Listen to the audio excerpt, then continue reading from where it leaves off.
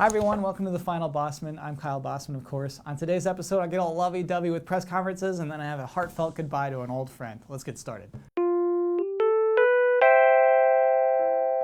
Last week, Nintendo announced that they won't be doing a big traditional press conference at this year's E3. And while I can say that I understand it and it makes sense, I can't help but personally feel disappointed because I love press conferences. And with that in mind, and as a fun way to kick off GT's month of hype leading up to the Xbox reveal later this month, I thought it'd be a fun thing to do today's list, just reasons why I love press conferences. Number one, we all hear the news together. Today, video game news comes at us from a lot of weird places. Kotaku headlines, gaff threads, Twitter accounts, our idiot friends, GameTrailers.com. It's just coming from all over, and what the whole modern video game news sphere does is it kind of sucks away what was once special about a video game reveal. Imagine a magician who has a glass of water, and he puts a napkin over the glass of water. And you're like, what's gonna happen? He takes the napkin off and reveals a sloth in his arms. And you're wondering, how did he do that? This is amazing. Now imagine none of that ever happened.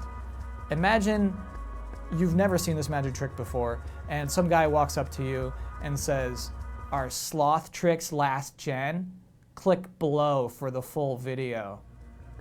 What they do is that they're sucking the magic out of the fun of these stories, these events, these reveals. And so when a press conference is live, when we're all watching at the same time, when it's news to all of us simultaneously, and the game makers are giving us the information at their own pace, and the bloggers can't tell us how to feel, it's a truly special thing, and that's why I love press conferences. Well, that's the name of this list. Number two, it's a unique thing to the video games industry. The term press conference is not an exciting phrase in most other businesses.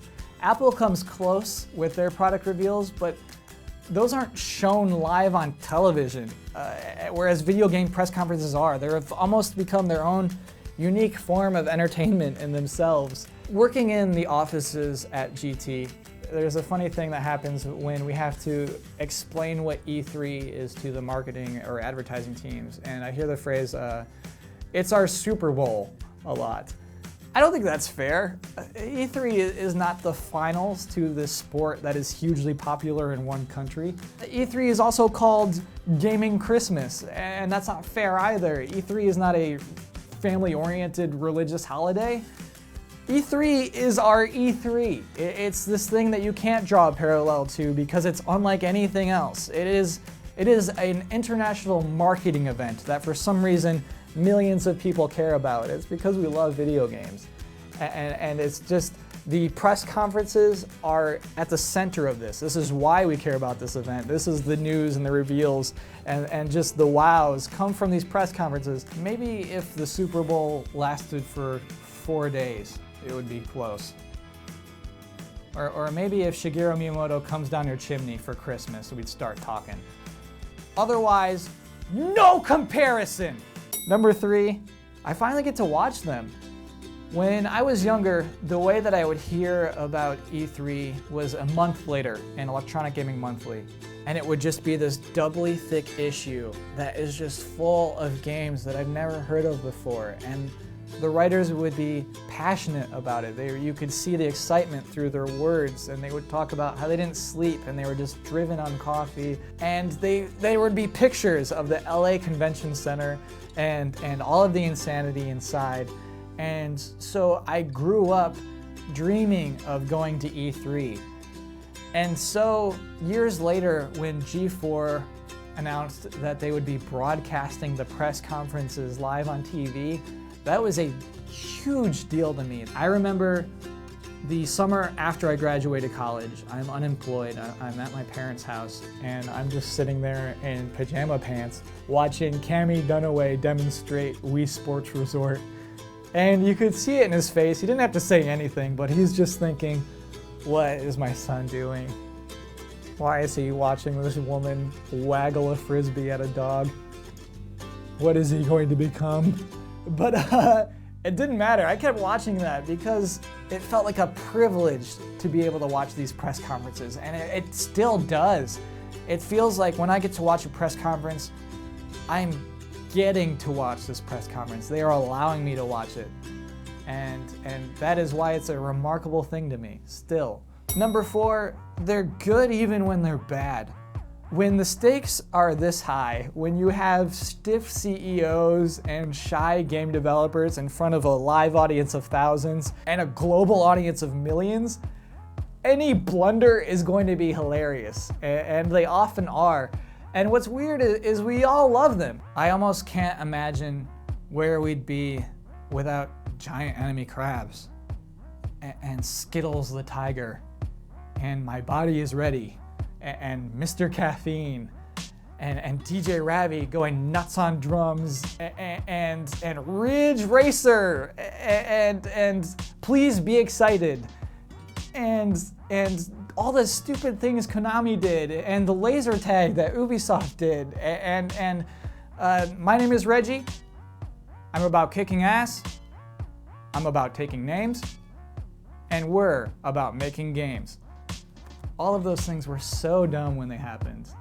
But now we love all those things. They've become sort of the video game language in which we speak. Video game crazies generally have a hard time finding common ground with each other. But one thing we all love together are bad press conferences. So Nintendo, I'm sorry you're not going to be doing a big press conference this year. You know that I will wake up early and watch whatever Nintendo Direct you decide to put out. Microsoft, you have 2 huge press conferences in 4 weeks. What are you doing watching this video? Go work on those. I'm excited about them. Go work, go make those good. The Queen! Fist bump. And now I've got some weird news. GT is kicking us out of this studio. If you'll allow me to peel back the curtain on how we peel back the curtain for a minute, you'll see that this is actually the same place we shoot Invisible Walls and those editorial talking head videos we do. And this is it. This is the last final Bosman in here. GT's kicking us out because we're getting a new studio. We're getting a new actual nicer studio. And in the meantime, we'll be hopping around. But I have to say, I'm gonna miss this place. And so Anton, the show's editor, has actually put together a little piece in memoriam to our wonderful brick studio.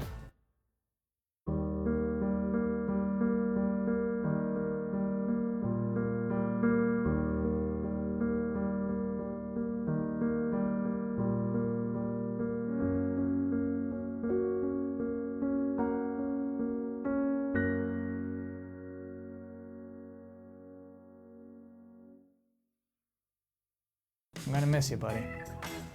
Anyway, that is the end of this episode. If you'll look behind me, you'll see that I broke another rule last week. I said another word that I can't say, and the first person to call me out on it was Acid Trip 69. Acid Trip 69 is getting the last brick that anyone will ever get. That's life, I guess. Anyway, please follow me on Twitter. Please comment below. Let me know what you think of the show. And there's a great conversation happening in the comments last week. Definitely check it out. A lot of fraternities do know what BioShock is, so that was refreshing and very nice to see and very relieving. Next week, I'm coming back next Wednesday with the first ever mini Bosman, so we'll see what that is together. Thank you for watching. Hey Brad, I was just wondering what this note is about. Can't you read? Yeah, but I kind of just want to keep my old studio. The new studio is going to be great. This is a good thing. Oh yeah? My name is Bosman. And I'm about kicking ass. And I'm about taking names. Kyle, leave the office. Leave. Okay. I understand. I made you some cookies. Thanks.